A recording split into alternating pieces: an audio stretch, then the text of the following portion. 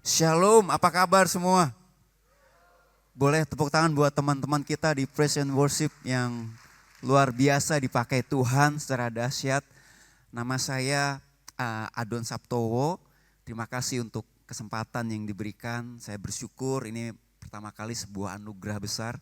Terima kasih Pak Fauzi, Pastor Fauzi. Terima kasih juga kemarin Pastor Daniel yang berkomunikasi dengan saya. Terima kasih juga Pastor Yohan yang sama-sama dengan kita. Terima kasih Bapak Ibu yang terkasih. Saya hari ini rindu untuk kita sama-sama belajar. Kita mau mengerti dan mengenal Tuhan lebih dalam lagi. Supaya kita mendapatkan bagian yang memang sudah Tuhan siapkan buat kita. Tuhan sudah menyiapkan buat saya dan saudara. Dan saya rindu untuk kita belajar menyiapkan hati kita untuk hal yang baru dari Tuhan. Prepare for a new God thing. Menyiapkan hati kita, menyiapkan hidup saya dan saudara untuk yang baru dari Tuhan.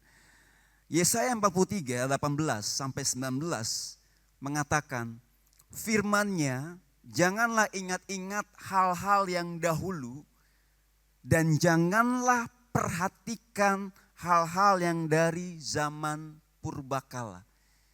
Firman ini jelas mengatakan jangan ingat hal-hal yang dahulu.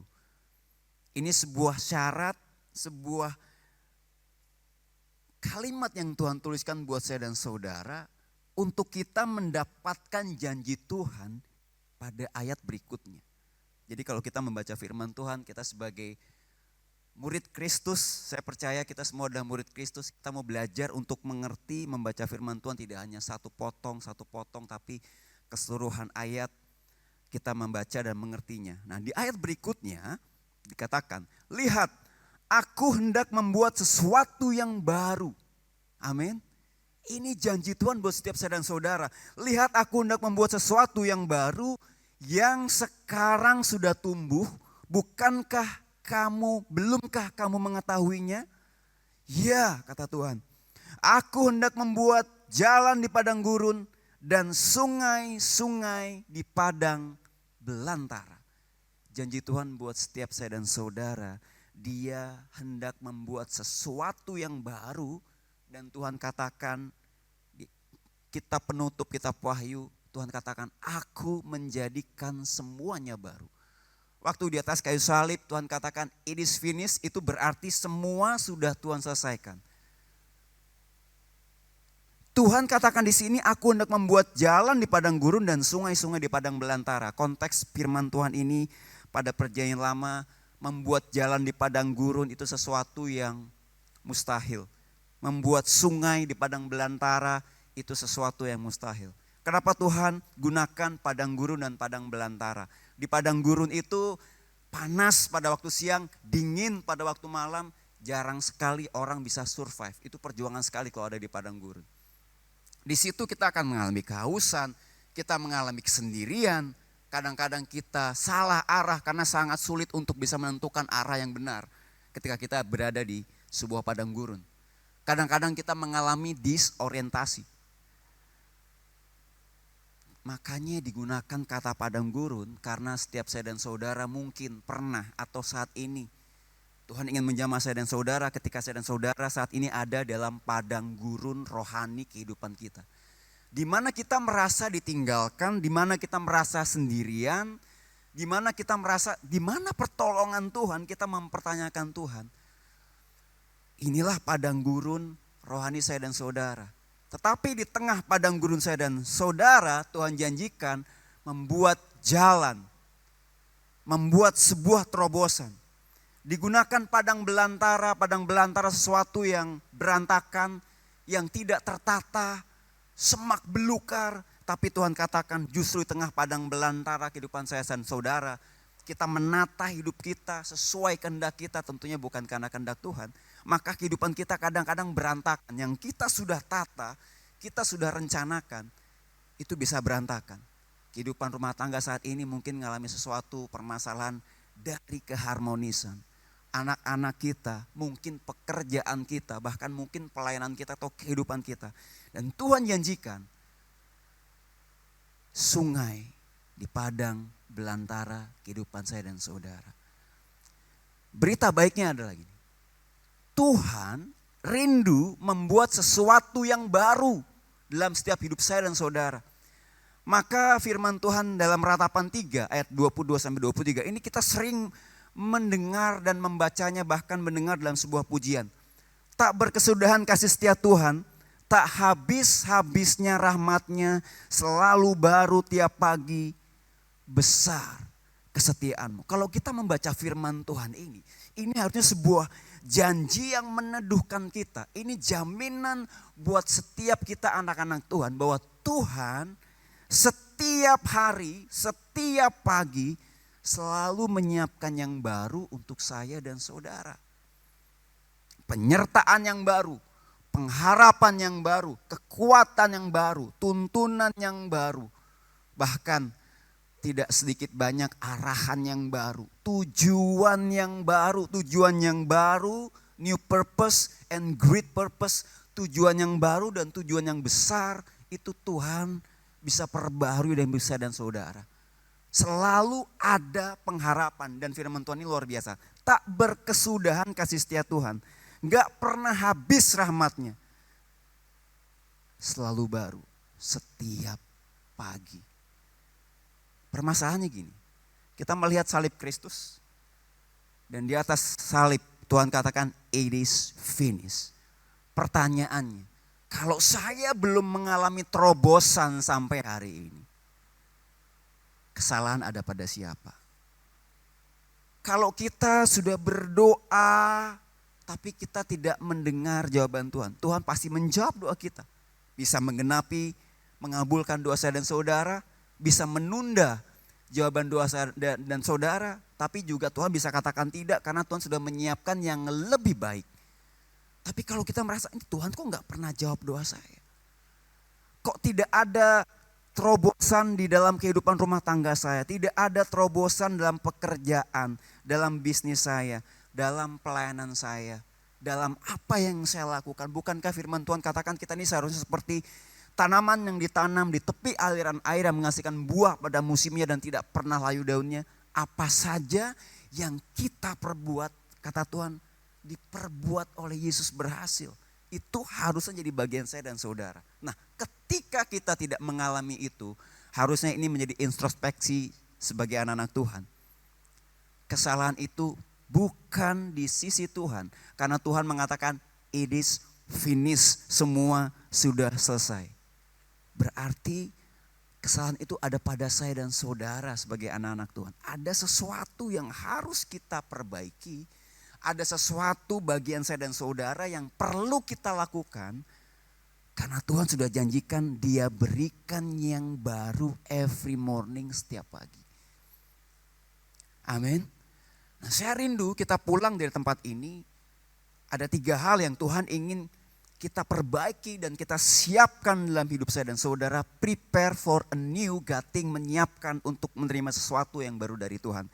Yang pertama, saya rindu kita semua sadar bahwa untuk menerima yang baru dari Tuhan, kita perlu menyiapkan hati yang baru untuk yang baru dari Tuhan. Amin. Siapkan hati yang baru untuk yang baru dari Tuhan. Nah, firman-Nya dalam Yesaya 43:18 tadi mengatakan, janganlah ingat-ingat hal-hal yang dahulu dan janganlah perhatikan hal-hal yang dari zaman purbakala. Saya ingat, saya itu dari keluarga yang kecil, saya nggak jauh ya, saya lahir di Pecangaan, di dekat sini Pak Fauzi. Kami dari keluarga yang sangat sederhana Bapak Ibu, kami keluarga yang benar-benar tidak mampu. Saya ingat di masa kecil saya itu, saya kalau kan siang ya, itu bisa makan nasi, lauknya itu somai atau gado-gado. Somai kan biasa kita nggak pernah makan pakai nasi ya, tapi kalau di rumah kami itu jadi lauk pauk. Jadi yang ada bumbu kacangnya itu saya makan. Dan maaf kalau makan ya saya pakai tangan, namanya orang Jawa ya. Nasi dan somainya atau nasi dengan gado-gado ya saya campur. Nggak pernah tuh gado-gadonya tertata rapi, nasinya di sebelah sini enggak. Kita selalu namanya apa ya, dicarup, dicampur lalu saya makan. Terbayang nggak kalau makan siang tadi saya menggunakan piring, saya nggak cuci piring itu karena saya berpikir sok-sok gini, hemat sabun, hemat air, nggak usah dicuci. Taruh aja, nanti buat makan sore atau akan makan malam saya akan pakai piring itu lagi. Sore ketika ibu saya masak soto, adalah kami masak soto bisa sebulan sekali atau 2 minggu sekali. Lalu saya bawa piring bekas makan siang saya yang tadi masih ada bekas nasi, bekas bumbu-bumbu kacang somai atau gado-gado yang sudah mengering. Tentunya kalau gado-gado bekas ada sayuran-sayurannya gitu udah mengering, baunya udah gak enak. Saya sodorkan ke ibu saya, Bu, saya mau makan. Ibu saya yang memasak soto itu dengan lezat pasti tidak rela menuangkan masakan lezatnya ke piring bekas tadi siang yang saya bawa. Ibu saya pasti tanya, kenapa pakai piring bekas? Kamu kenapa gak cuci? Lalu meskipun saya punya berbagai alasan, pasti ibu saya gak mengizinkan soto lezatnya itu dituang ke dalam piring bekas tadi. Karena soto itu yang lezat bisa bercampur dengan bau-bauan yang mungkin dari piring yang bekas tadi. Nasi bekas yang sudah mengering, bumbu kacang yang sudah mengering. Ibu saya akan bilang, udah ambil piring nanti ibu yang cuci, kamu ambil piring baru. Terkadang kita seperti itu Bapak Ibu Saudara yang terkasih. Kita merindukan hal yang baru dari Tuhan, tapi kita masih pakai piring hati kita yang lama. Tuhan rindu kita pakai hati yang baru, piring yang baru. Firman-Nya mengatakan jangan ingat-ingat yang sudah lalu. Tuhan ingin hati kita ini penuh pengampunan. Hati kita ini gak menyimpan kepahitan. Hati kita ini hati yang melakukan firman Tuhan. Terbayang gak? Kita udah menikah saat ini, mungkin beberapa Bapak Ibu sudah menikah. Tapi beberapa tahun yang lalu, mungkin zaman kita SMP, zaman kita SMA kita pernah pacaran. Di kota yang lain mungkin, bukan di kota Semarang. Suatu ketika kita datang ke kota itu, ketemu sama mantan kita yang sudah lama. Kita juga sudah menikah, wajah kita pun sudah berubah karena sudah melewati perawatan berbagai macam. Misalnya. Dan kita ketemu pacar yang menyakiti kita, mutusin kita, pokoknya bikin sakit hati kita. Kita kok bisa ingat luka masa lalu. Kalau ketemu pacar bisa pura-pura ambil telepon langsung. Ya. Membelakangi supaya gak berpapasan. Langsung teringat sama luka lama. Padahal mungkin mantan pacar kita itu dulu sudah minta maaf sama kita, dia pun sudah minta maaf sama Tuhan. Tapi kita masih menyimpan kesalahan yang sudah bertahun-tahun.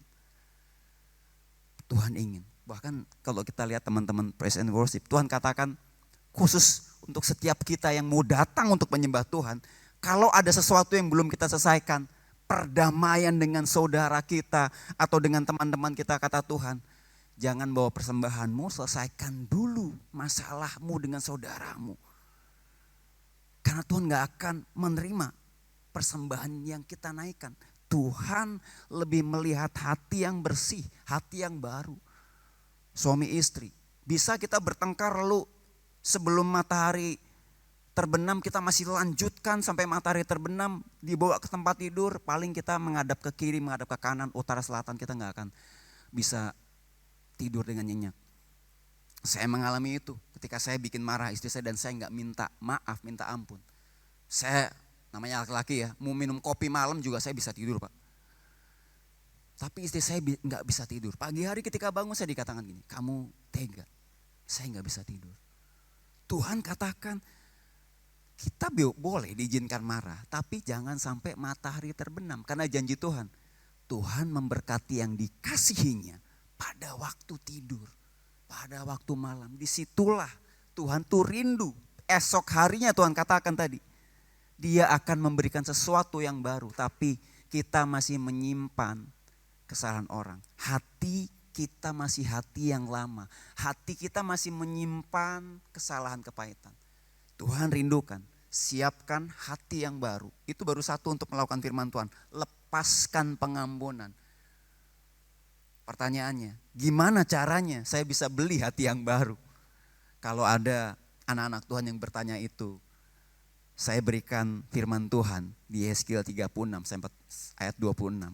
Kita gak perlu beli hati yang baru, kita gak perlu cari hati yang baru. Karena hati yang baru itu Tuhan berikan untuk saya dan saudara. Kamu akan kuberikan hati yang baru dan roh yang baru di dalam batinmu. Dan aku akan menjauhkan dari tubuhmu hati yang keras dan kuberikan kepadamu hati yang taat. Hati yang lama itu berarti apa? Hati yang tidak taat akan firman Tuhan. Enggak akan pernah kita bisa menampung, menerima, menangkap sesuatu yang baru dari Tuhan. Kalau hati kita masih hati yang lama, yaitu hati yang tidak taat akan firman Tuhan. Hati yang mau mendengar firman tapi tidak mau melakukan. Di sini dikatakan hati yang keras itu hati yang lama. Tuhan katakan, belajarlah padaku karena aku rendah hati dan lemah lembut. Hati yang baru adalah hati yang lemah lembut, yang mau dibentuk, yang mau diproses, yang mau digesek. Besi menajamkan besi, manusia menajamkan sesamanya. Saya mengerti firman ini artinya begini Bapak Ibu Saudara terkasih. Dimanapun kita ada, bahkan dalam keluarga kita. Organisasi yang paling banyak membentuk itu suami istri. Itu gak pernah berhenti. Kita akan senantiasa dibentuk di rumah tangga kita. Kita akan dibentuk di tempat pekerjaan kita. Kita akan dibentuk, kita akan digesek, kita akan ditegur. Kita mungkin akan dikhianati dalam hubungan-hubungan saya dan saudara. Dan itu adalah hati yang lemah lembut ketika kita mau dibentuk sama Tuhan. Baru dibentuk, digesek sedikit, kita udah keluar dari pelayanan. Baru digesek, dibentuk sedikit di pernikahan, kita sudah tidak mempertahankan pernikahan di mana Tuhan sudah menguduskan pernikahan itu.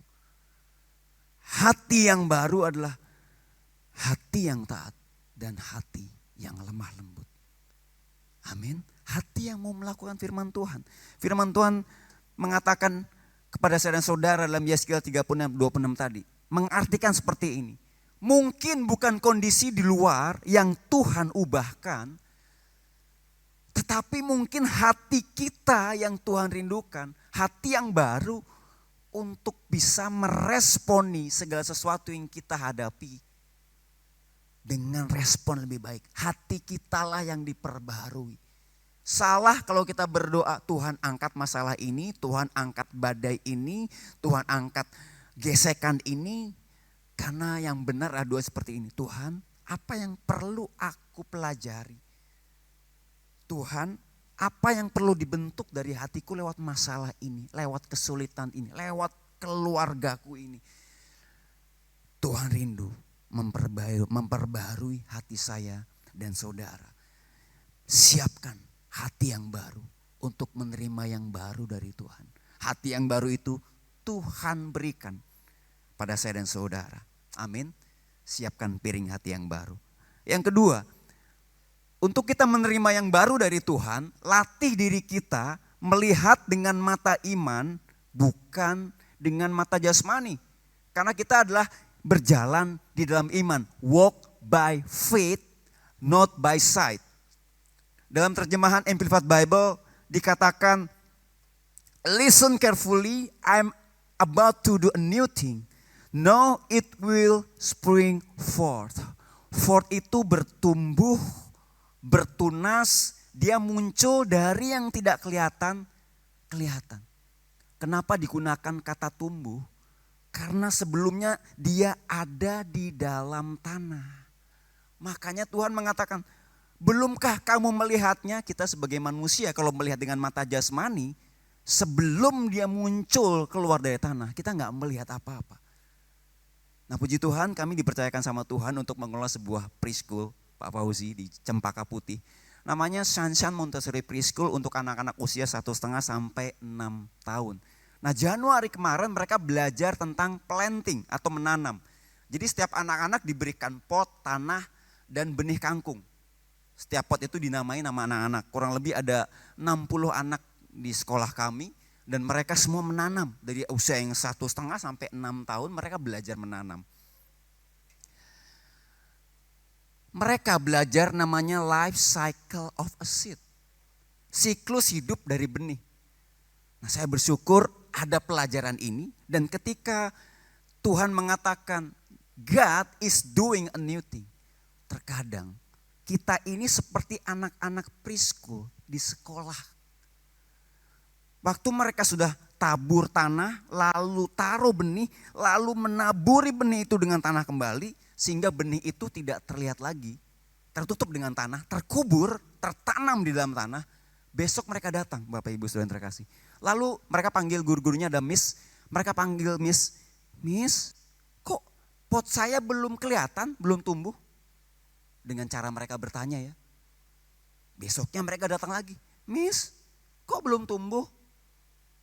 Besoknya mereka tanya lagi sampai ada yang nangis karena gak tumbuh-tumbuh. Karena anak-anak belum mengerti bahwa benih itu butuh waktu, butuh proses di dalam tanah untuk bertumbuh sebelum dia know it will spring forth. Dia muncul, dia bertumbuh. Makanya anak-anak belajar siklus hidup dari benih atau dari biji. Kalau kita lihat, anak-anak itu waktu Miss kok belum tumbuh karena benih itu baru di tahapan yang ketiga. Benih itu masih ada di dalam tanah. Tapi kita gak bisa melihat dari atas.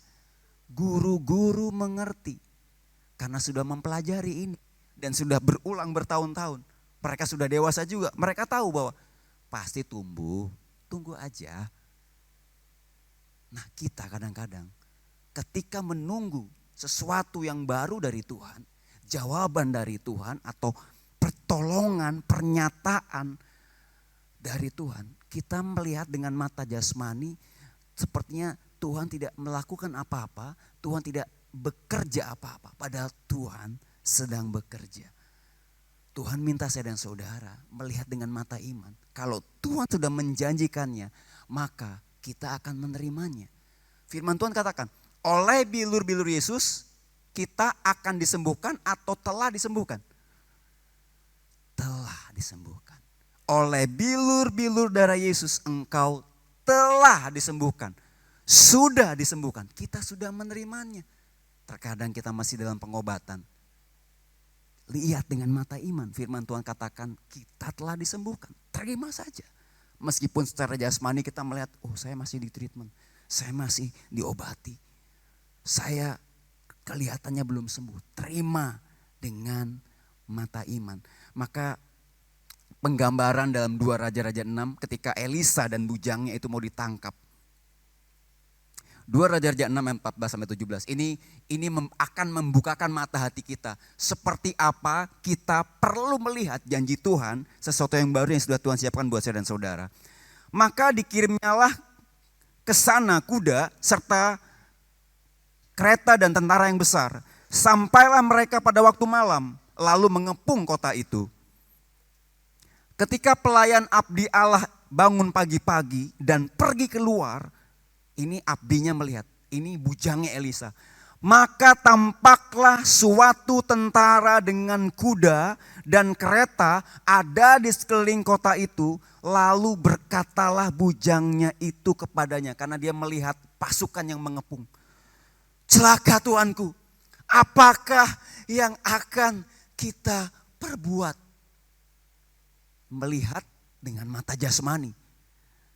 Bandingkan Elisa yang melihat dengan mata iman. Bujangnya melihat di bawah itu banyak pasukan musuh yang mengepung Elisa dan bujangnya.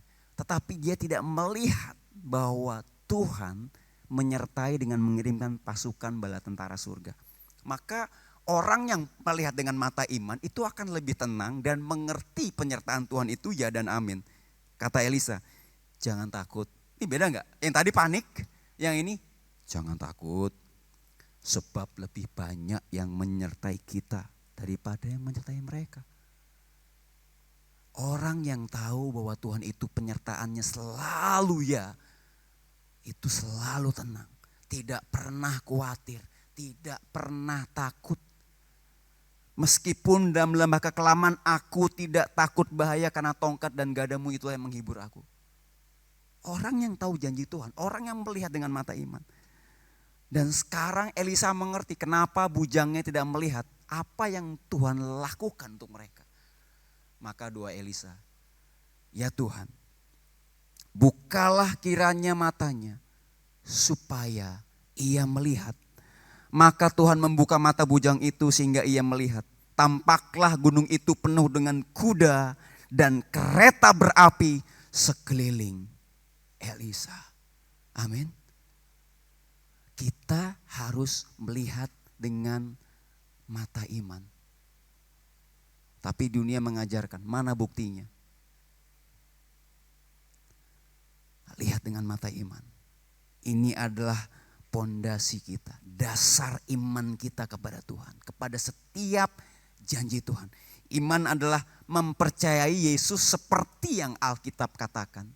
Mempercayai setiap apa yang dikatakan Tuhan, apa yang dijanjikan Tuhan akan dilakukannya. Persis sesuai seperti yang dikatakannya. Itulah iman kepada Tuhan Yesus. Maka ketika kita merasa kok Tuhan belum melakukan sesuatu seperti anak-anak tadi. Miss, mana kok gak tumbuh? Lihat dengan mata iman. Beberapa hari kemudian, maka ketika benih-benih itu bermunculan, it will spring forth. Dia bertumbuh. Anak-anak baru, Miss, yang saya udah tumbuh. Oh, mereka happy banget. Tapi guru-guru, iya kan Miss udah bilang, sabar. Amin. Lihat dengan mata iman. Yang terakhir Bapak Ibu Saudara terkasih. Bagian ini terkait dengan bagian yang pertama. Siapkan hati yang baru. Dan bagian yang kedua. Lihat dengan mata iman bukan dengan mata jasmani. Tuhan ingin kita setia di dalam proses persiapan atau pembentukan. Maka dalam life cycle of a seed tadi kita melihat ada 3 tahapan. Di mana biji itu ada di dalam tanah. Belum bertumbuh. Belum terjadi apa-apa dan kita tidak bisa melihatnya. Tetapi lihat pada tahap yang pertama, belum terjadi apa-apa. Pada tahap yang kedua, itu benih tadi atau biji yang dikelilingi atau diselubungi oleh namanya cangkang benih. Atau selaput yang melapisi kulit benih tadi. Itu kemudian pecah. Dan ada kehidupan yang keluar dari benih itu. Pada tahap yang ketiga, semakin bertumbuh dan dia menyerap banyak sari-sari makanan di dalam tanah tadi. Sampai tahap yang keempat, ada pertumbuhan. Disitulah dimana anak-anak baru melihat. Dan Tuhan mendorong saya dan saudara, jadilah orang yang dewasa di dalam iman yang melihat dengan iman. Tapi kita gak bisa melihat janji Tuhan atau menerima janji Tuhan kalau kita gak setia sampai proses yang keempat, kelima, keenam, ketujuh dan seterusnya. Kalau kita setia ikuti waktunya Tuhan, ikuti jalannya Tuhan, ikuti prosesnya Tuhan.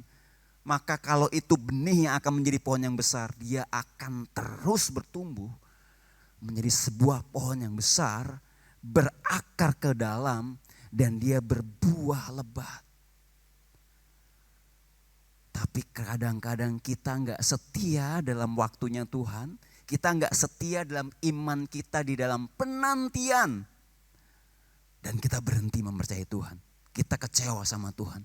Kita marah sama Tuhan. Padahal yang Tuhan siapkan adalah sebuah pohon yang besar. Yang dia akan bertumbuh dan berbuah lebat. Mengingat masa persiapan. Masa persiapan itu sangat penting. Ada 2 ayat yang kita bahas secara cepat. Supaya kita mengerti untuk kita menerima yang baru. Kita perlu mempersiapkan diri di dalam persiapan yang Tuhan berikan buat saya dan saudara.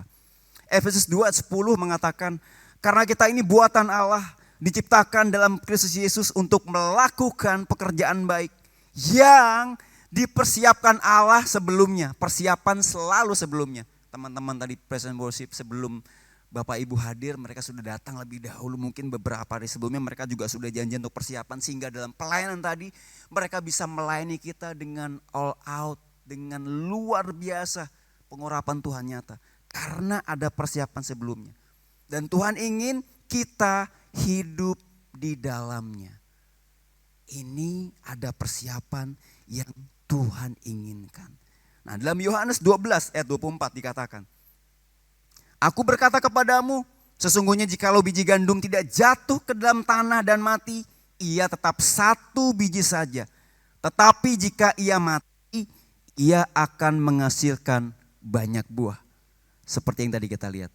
Kalau dia ditanam di dalam tanah, maka biji tadi akan menghasilkan banyak buah. Biji itu dilapisi oleh seed coat tadi, yang saya katakan cangkang benih atau cangkang biji. Di dalamnya ada kehidupan, ada embrio. Embrio itu tidak bisa keluar kalau biji cuma taruh di meja sini atau di tangan saya. Sampai kapanpun biji itu akan tetap menjadi biji. Dia tidak akan bertumbuh. Dia butuh tanah, dia butuh di dalam tanah, dia butuh dikubur, ditanam di dalam tanah. Dan waktu dikubur dalam tanah, itu ada tekanan, ada unsur-unsur dalam tanah, ada air yang merembesi ke dalam biji itu dan membuat cangkang itu pecah. Dan waktu cangkang itu pecah, kehidupan itu keluar. Maka kita harus ikuti prosesnya. Amin. Apa cangkang benih itu? Apa yang perlu dipecahkan dalam hidup saya dan saudara? Itu hati yang lama perlu dipecahkan agar keluar kehidupan. Maka Tuhan katakan, jagalah hatimu dengan segala kewaspadaan karena di sanalah terpancar kehidupan. Kesombongan kita akan dipecahkan sama Tuhan. Hidup kita yang merasa aku bisa hidup tanpa Tuhan, independen, padahal kita harusnya dependent on God, menggantungkan hidup kita sama Tuhan, itu dipecahkan sama Tuhan. Supaya apa? Supaya yang baru itu muncul. Embrio yang baru itu bisa bertumbuh seperti yang tadi kita lihat, bertumbuh dan berbuah lebat. Amin. Nah, kembali pada Efesus 2 ayat 10, pekerjaan baik. Nah, pekerjaan baik dalam bahasa aslinya dikatakan ergon agathos. Boleh sama-sama katakan ergon agathos? Ergon agathos. Ergon benar, ergon itu artinya pekerjaan, action, result atau work. Tetapi agathos tidak hanya berarti baik. Ini yang luar biasa dari Efesus 2:10 kalau kita menemukan kata ergon agathos. Agathos ternyata juga berarti profitable dan benefiting others. Profitable itu artinya menguntungkan. Benefiting others itu menguntungkan orang lain. Berdampak bagi orang lain. Menolong orang lain. Mengangkat hidup derajat orang lain. Berimpact pada kehidupan orang lain. Memberikan solusi bagi orang lain. Itulah ergon agathos. Tuhan ingin di dalam masa persiapan kita, Tuhan mempersiapkan saya dan saudara untuk melakukan pekerjaan baik yang Tuhan sudah persiapkan. Pekerjaan baik itu menguntungkan orang lain, bermanfaat bagi orang lain, berfaedah bagi orang lain. Amin. Itu sesuatu yang baru yang Tuhan siapkan buat saya dan saudara. Makanya anak-anak Tuhan harus menjadi orang-orang yang berguna bagi keluarganya. Orang yang berdampak bagi anak-anaknya. Orang yang menjadi sumber kasih bagi istri dan atau suaminya. Orang-orang yang berdampak di pekerjaannya karena Tuhan sudah persiapan kita untuk melakukan pekerjaan baik.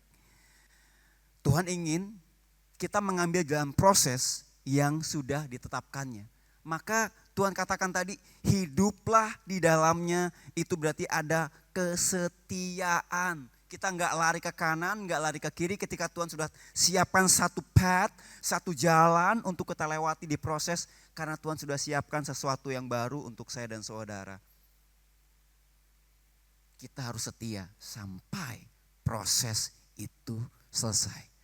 Nah, belajar tentang kesetiaan, saya sangat terinspirasi. Inilah tokoh membuat saya orang yang luar biasa, yaitu Daud. Daud setia di masa persiapan. Semua kakak-kakaknya dikirim untuk bertempur di medan pertempuran. Tapi Daud hanya diberi tugas mengembalakan kambing 2-3 ekor. Benar? Itu sesuatu yang biasa mungkin. Semua orang bertempur, tapi karena Daud muda, Dia masih muda belia, maka dia hanya mengembalakan kambing domba 2-3 ekor. Tapi di masa dia ada di padang rumput itulah masa persiapan Daud. Saya rindu untuk setiap kita relate dengan peristiwa ini atau dengan cerita anak sekolah minggu ini. Bahwa Tuhan dalam setiap peristiwa, kejadian, mungkin badai hidup, kesulitan yang Tuhan izinkan, Tuhan sedang mempersiapkan saya dan saudara. Nah, apa yang dipersiapkan Daud? Suatu ketika dia berhadapan dengan singa, dengan beruang. Gembala itu tugasnya menjaga kawanan dombanya dari binatang buas. Apa yang digunakan Daud untuk mengalahkan singa dan beruang? Dia hanya menggunakan senjata yang sangat sederhana, yaitu sling atau slingshot, atau dalam bahasa Indonesianya ketapel, atau bahasa Jawanya pelinteng. Tahu artinya pelinteng? Ada ibu yang mencontohkan pelinteng. Benar Bu, tapi jangan pelinteng kirinya ya Bu ya. Daud mengalahkan singa dan beruang dengan slingshot, dengan ketapel, dengan pelinteng itu. Dia dilatih Tuhan menjadi gembala yang mahir menggunakan slingshot. Dia hanya memutar-mutar loh, tetapi dia mahir sehingga singa itu bisa dibunuhnya. Singa kalah. Beruang jatuh. Tapi itu tidak berlangsung satu kali. Berkali-kali, mungkin kalau saya gambarkan Daud, aduh Tuhan kok lagi toh Tuhan. Besoknya aduh Tuhan kok lagi, karena singa dan beruang itu banyak Bapak Ibu Saudara terkasih. Dan saya melihat disitulah masa persiapan Tuhan bagi Daud. Dia menjadi orang, perhatikan, dia menjadi orang yang mahir atau skillful menggunakan slingshot itu atau ketapel itu. Itu bukan sembarangan, itu adalah senjata jarak jauh. Makanya Daud tidak perlu mendekati singa, tidak perlu mendekati beruang. Tapi yang luar biasa, Alkitab pun mencatat kalau dia mendekat, dia tarik janggutnya, dia bunuh. Dia orang yang skillful. Dan Daud setia di masa persiapan. Gagal di masa persiapan, gagal menerima hal yang baru dari Tuhan. Kita enggak setia Bapak Ibu Saudara terkasih. Di dalam masa persiapan, di dalam masa penantian sebelum firman Tuhan itu kita lihat, kita terima janjinya yang sebetulnya kita terima tapi kita enggak lihat dengan mata jasmani. Kita gagal menerima yang baru dari Tuhan. Dan Benjamin Franklin mengatakan, wow, by failing to prepare, you are preparing to fail. Dengan kita gagal dalam persiapan, kita sedang mempersiapkan kegagalan kita. Maaf, terkadang kita menyalahkan Tuhan. Tuhan engkau di mana? Tapi kita lagi gagal di masa persiapan. Dan kita gak bisa terima yang baru dari Tuhan karena kita belum siap. Makanya waktu di masa penantian, bersabarlah dan setia. Generasi sekarang maaf, semuanya serba instan, pengen cepet. Kalau tadi barusan kami sama Pastor Yohan ada di ruangan di belakang ya, di mana tidak ada internet yang tembus, tidak ada sinyal. Saya lihat, bro, hilang ya signalnya. Gitu. Kita ini tergantung sama yang namanya instan atau wifi. Atau sesuatu yang pengen cepat. Waktu kita download sesuatu, kalau itu kita terimanya lama, kita mungkin suka, ini signalnya gak ada nih. Karena signal itu kan dilambangkan sama bar-bar tadi ya. Ada bar banyak gitu ya, garis-garis. Kita gak sabar ketika bahwa itu lagi uploading, lagi downloading, tunggu aja. Ada saatnya beres. Kadang-kadang kalau internet cepat selesai, cepat. Tapi kalau yang lama ya prosesnya lama. Dalam kita menanti janji Tuhan, kita gak pernah setia sampai 100% seringkali. Di tengah jalan kita berhenti padahal Tuhan sedang bekerja, masih bekerja dan selalu bekerja untuk firman-Nya digenapi dalam hidup saya dan saudara. Bagaimana bayangkan kalau Daud berhenti di masa persiapan? Maka sesuatu yang besar yang Tuhan siapkan dalam hidupnya gak akan pernah bisa diselesaikan. Apa yang baru itu? Waktu Tuhan percayakan dia menghadapi Goliat ketika tidak ada satupun prajurit Israel termasuk kakak-kakaknya, termasuk para pahlawan Israel yang gagah berani, termasuk Raja Saul yang tidak berani mengalahkan Goliat. Dia maju ke medan pertempuran karena sudah siap. Siap dengan apa? Dengan ketapel. Maka ini bukan sembarangan cerita untuk anak sekolah minggu. Tapi kalau kita menyadari Tuhan sudah mempersiapkan sebelumnya di padang rumput setiap hari. Singa beruang dikalahkan, maka Goliat dengan mudah dia ambil 5 batu dari sungai, batu yang licin. Tapi Bapak Ibu Alkitab mencatat itu luar biasa detailnya. Hanya 1 batu yang dipakai, lalu Daud Goliat jatuh, Daud hampiri, dia ambil pedangnya Goliat dan dia tebas kepala Goliat. Kemenangan Tuhan berikan sesuatu yang baru. Apa pekerjaan baiknya? Apa ergon agatosnya yang Daud lakukan? Yang melakukan persiapan Daud, tetapi yang mengalami kebaikan itu seluruh bangsa Israel. Ergon agatos, pekerjaan baik yang menguntungkan kerajaan surga. Pekerjaan baik yang bermanfaat bagi seluruh bangsa Israel. Kalau kita setia, saya izin menutup dengan ini. Saya izin cerita hidup saya. Beberapa mungkin ada yang pernah dengar, beberapa mungkin belum mendengar. Singkat, saya Tuhan berikan izin bermusik dari tahun 94 sampai 2019. Saya punya sebuah band di Indonesia, namanya Bass Jam. 25 tahun Tuhan berikan kesempatan dan saya bersyukur ini juga rencana Tuhan.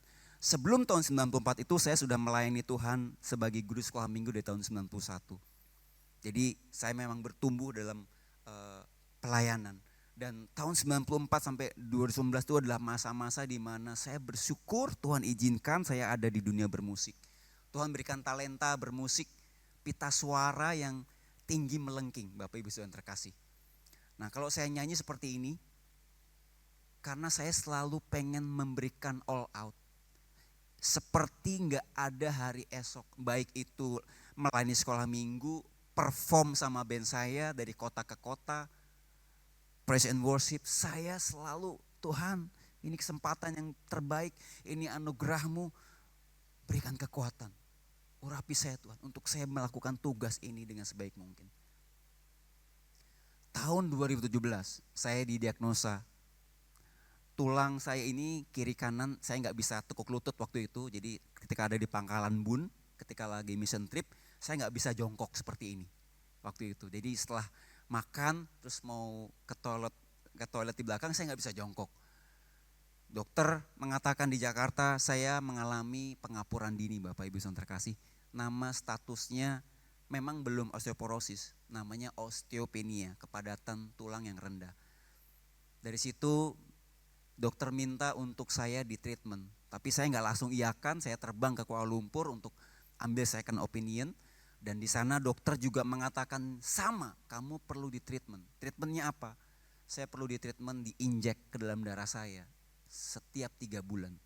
Dan dari Oktober 2017 itu awalnya saya harus setiap bulan, Oktober, November, Desember sampai Januari 2018. Setelah itu setiap 3 bulan. Dan saya tanya sama dokter sampai kapan saya harus diinjek? Waktu itu jujur saya menyiapkan hati saya, itu udah melayani waktu itu ya. 1 tahun, 2 tahun, oke lah Tuhan. Tapi kemudian dokter itu mengatakan, kamu perlu diinjek ini seumur hidup kamu. Karena kamu perlu mentreatment tulang kamu untuk semakin lama semakin kuat. Pergerakannya sangat kecil tetapi ada progres dari Tuhan. Puji Tuhan. Tulang itu menjadi semakin baik. Jujur sebagai seorang pelayan Tuhan dengar treatment seumur hidup gak mudah. Saya waktu itu berat badan saya turun dari 73 ke 68, turun 5 kilo karena kepikiran. Namun ternyata tidak hanya itu yang Tuhan izinkan untuk saya lewati. Treatment yang penting buat tulang saya itu ternyata berimpact kepada hal yang lain. Dia tidak hanya menguatkan tulang, tapi dia mempertebal daerah di sini, daerah laring. Pita suara saya jadi tebal. Nah, pita suara yang tebal itu nada dasarnya turun. Dan saya mengalami penurunan nada dasar 3,5 sampai 4 nada dasar, sangat jauh sekali. Jadi waktu tadi kita menyembah Tuhan sama-sama, jadikan aku hamba yang setia. Dulu saya tidak nyanyi di nada dasar itu. Dan saya mengalami perubahan yang sangat besar. Kehilangan ability bernyanyi yang sebelumnya. Bagi seorang penyanyi kehilangan ciri khas, kemampuan bernyanyi, nada tinggi seperti sebelumnya itu sesuatu yang cukup berat. Pita suara harusnya sesuatu yang dijaga. Dan akhirnya 2019 saya resign dari band saya, Bass Jam. 25 tahun Tuhan minta tinggalkan. Karena memang itu yang Tuhan kehendaki. Kalau saya masih pakai piring hati yang lama, wah itu lama prosesnya. Saya masih katakan sama Tuhan, Tuhan bukankah pita suara ini untuk mengajar sekolah minggu, bukankah pita suara ini untuk juga praise and worship, memuji nama Tuhan. Karena di setiap perjalanan saya bersama band saya tetap melayani. Jadi piring saya yang lama adalah, ini kan buat pelayanan Tuhan, ini kan juga buat berkarya Tuhan. Ternyata Tuhan minta saya untuk pakai hati yang baru, piring hati yang baru, di mana gini, jangan mengandalkan pita suaramu, tapi andalkan apa yang Tuhan tentukan dalam hidupmu ke depan. Mentor saya mengatakan gini, waktu saya ini curhat akan masalah itu, dia ngomong kayak gini, nak, ini bukan malapetaka buat kamu.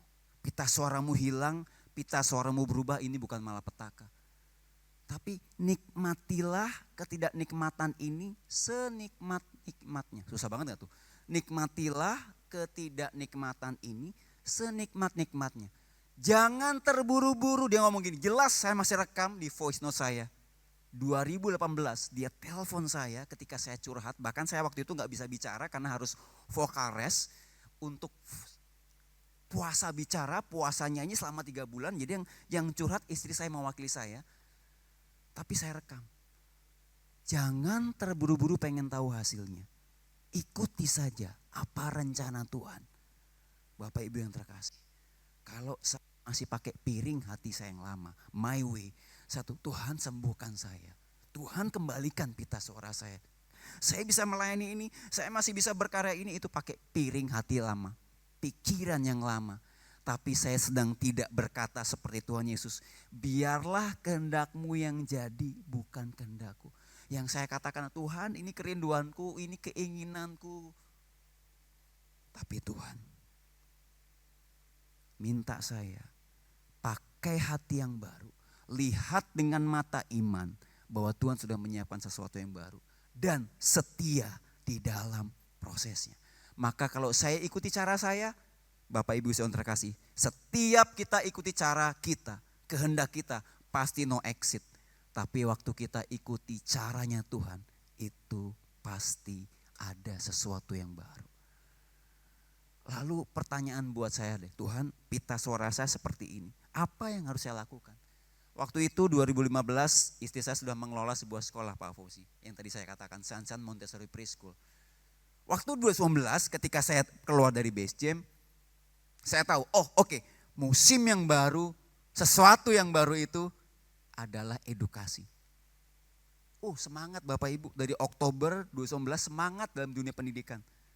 Tetapi kita tahu kan, Maret 2020 Tuhan percayakan pandemi untuk kita lewati.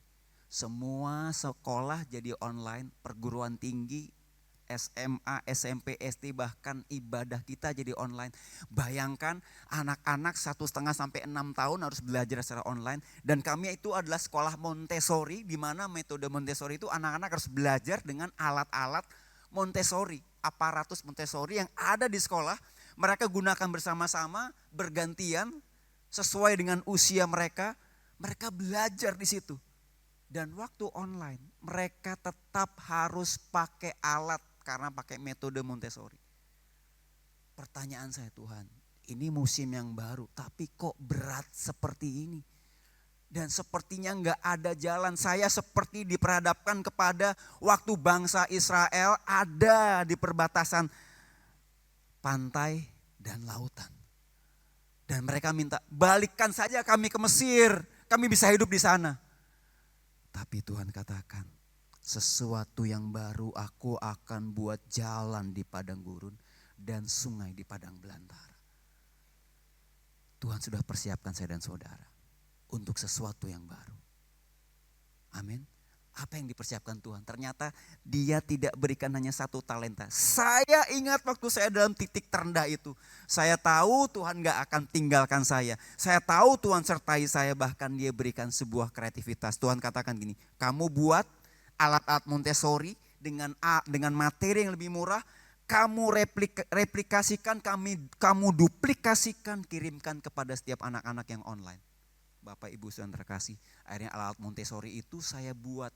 Saya buat dari kreativitas yang Tuhan beri, saya buat dengan tangan saya biasa pegang mikrofon ini, tapi sekarang saya pegangnya, lihat Bapak Ibu, cutter, penggaris, jangka, saya potong, saya gunting, jauh dari spotlight, jauh dari panggung, sesuatu yang baru itu ada di satu ruangan, saya cuma pegang, gunting, penggaris. Kadang-kadang buka baju karena kepanasan, saya pakai kaos oblong, sampai Joyce ini saya bilang, kamu kok udah kayak kongko di glodok kerjanya gitu ya. Maaf, sekolah banyak yang tutup Bapak pada saat itu, karena mereka gak bisa menghadapi online dan pandemi. Pekerjaan orang tua pun banyak yang berkurang. Ergon, agathos. Tuhan mempersiapkan pekerjaan yang baik, yang bermanfaat bagi orang lain. Ini yang saya buat Bapak Ibu saudara terkasih. Dan setiap bulan saya harus menyiapkan ini untuk dikirimkan ke anak-anak untuk mereka belajar online. Every month loh Bapak Ibu. Kalau bukan pertolongan Tuhan. Waktu 3 anak kami buka online pertama, jadi kita bikin free trial online. 3 anak, 3 murid dikirim sama Tuhan. Dari Aceh, bukan dari Jakarta loh. Dari Aceh, Medan, Jakarta.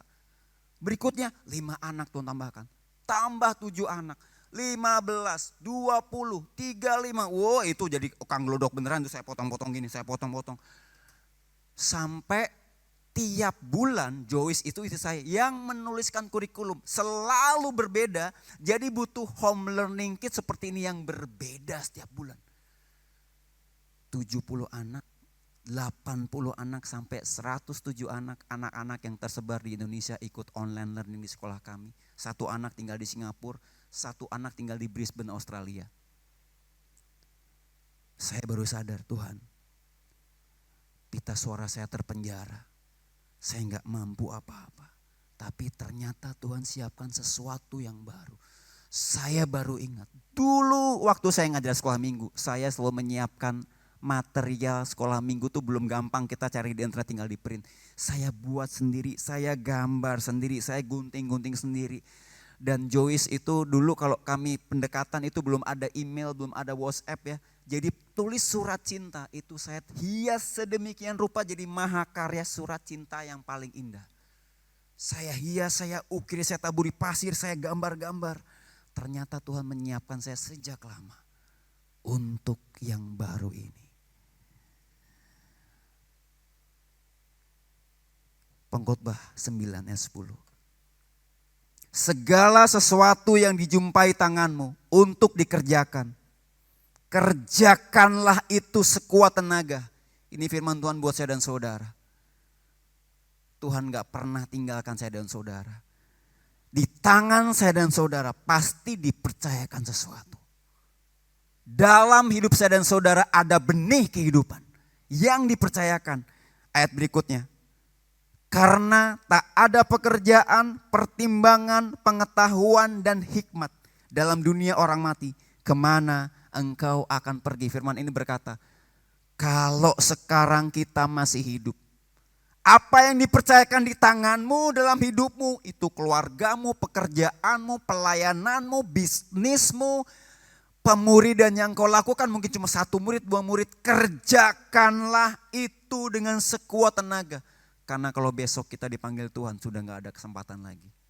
So kesempatannya hari ini, if tomorrow never comes. Maka waktu orang-orang, maaf Pak Fauzi bilang, Adon si penyanyi itu orang yang dibilang selalu ada embel-embel Adon sebutin nama band saya. Sekarang cuma jadi tukang potong-potong, tukang bikin buat anak-anak. Tapi saya percaya itu musim yang baru. Ergon, Agathos. Karena apa? Sekolah kami tetap berjalan. Guru-guru gak ada yang dirumahkan. Bahkan security yang gak diperlukan. Tetap bekerja para helper. Kamu potong, kamu ukur, kamu potong, kamu gunting. Semua mereka diberdayakan. Saya memuridkan mereka, bahkan mereka menjadi ahli art and craft lebih baik dari saya. Kita dipersiapkan Tuhan. Amin. Sama-sama kita bangkit berdiri. Sometimes when you're in a dark place, you think you've been buried, but actually you have been planted. Sometimes ketika kita berpikir kita ada di dalam kegelapan, kita ada dalam kesendirian, kita merasa ditinggalkan. Kita merasa aku sedang dikubur. Padahal tidak. Engkau sedang ditanam oleh tangan Tuhan yang kuat. Engkau tidak dikubur seperti benih tadi. Benih tadi ya dikubur. Tapi ada kehidupan di dalamnya. Dan yang menanam saya dan saudara dalam kehidupan, di dalam kesulitan, di dalam masalah, di dalam proses, itu tangan Tuhan sendiri yang menanam saya dan saudara. Kita tidak dikuburkan, kita ditanam oleh tangan Tuhan. Dan lewat waktunya Tuhan, melewati waktunya Tuhan, kita akan bertumbuh, akan ada perkembangan. Kita akan menjadi lebih kuat, ada pengharapan yang baru, ada tujuan yang baru, ada tujuan yang besar. Engkau tidak dikuburkan, engkau sedang ditanam. Siapkan hati yang baru untuk yang baru dari Tuhan. Latih diri kita untuk melihat dengan mata iman, bukan dengan mata jasmani. Dan setia dalam prosesnya, sesuatu yang baru menjadi bagian saya dan saudara. Dia berikan untuk saya dan saudara. Terima kasih Tuhan Yesus.